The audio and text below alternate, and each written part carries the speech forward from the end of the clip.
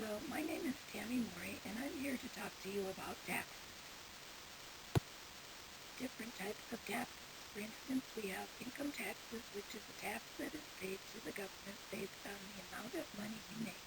This tax is paid to the federal government, and a portion also goes to the state where you live if that state requires a state income tax. A death tax or estate tax is a tax that your family pays to the government after you have died. A commodity tax is a tax on goods such as gasoline, alcohol, and cigarettes. But really, in the United States, we have a tax on most of our goods. There are many different reasons why we have taxes, but the main reasons are to raise revenue, to discourage a behavior, which is sometimes called a sin tax.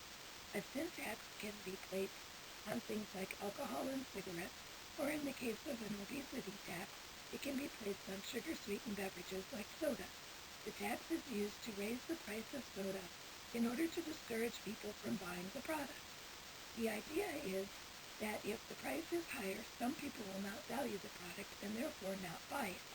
The revenue raised by the tax from those who still choose to buy the product can be used to fund prevention programs. Taxes are also used to help fund government spending. This would be an increase in our income taxes.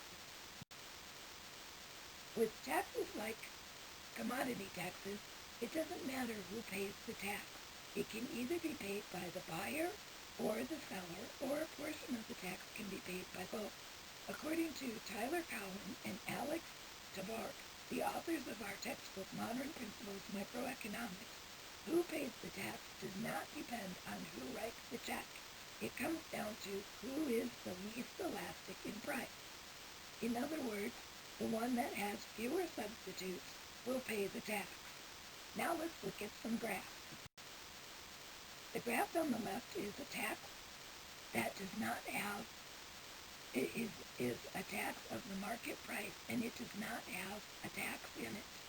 The graph on the right is when we add a tax.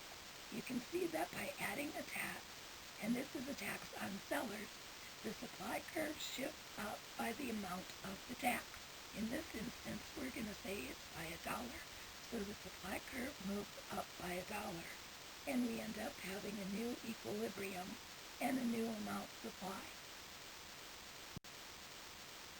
Next, we have two graphs that's representing a tax on buyers.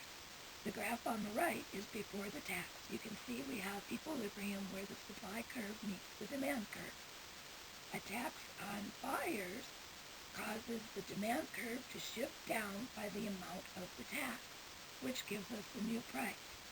The price that buyers pay is the price of the good plus the tax. The price that sellers receive is the price of the good minus the price of the tax. So for instance, if we had a good that costed $2 and there was a tax of $1, the buyer would pay $3 and the seller would receive $2. $3 minus $1 equals $2.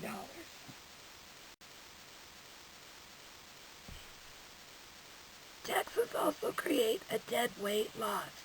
A deadweight loss is the difference between the amount supplied with the tax and the amount supplied before the tax.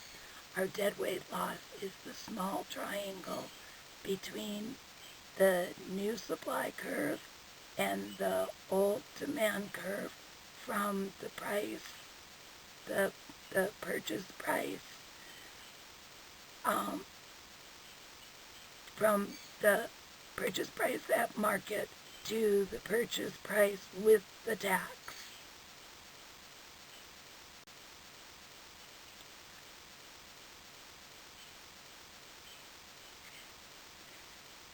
This has been my presentation on taxes. I hope you enjoyed it. Please have a nice day.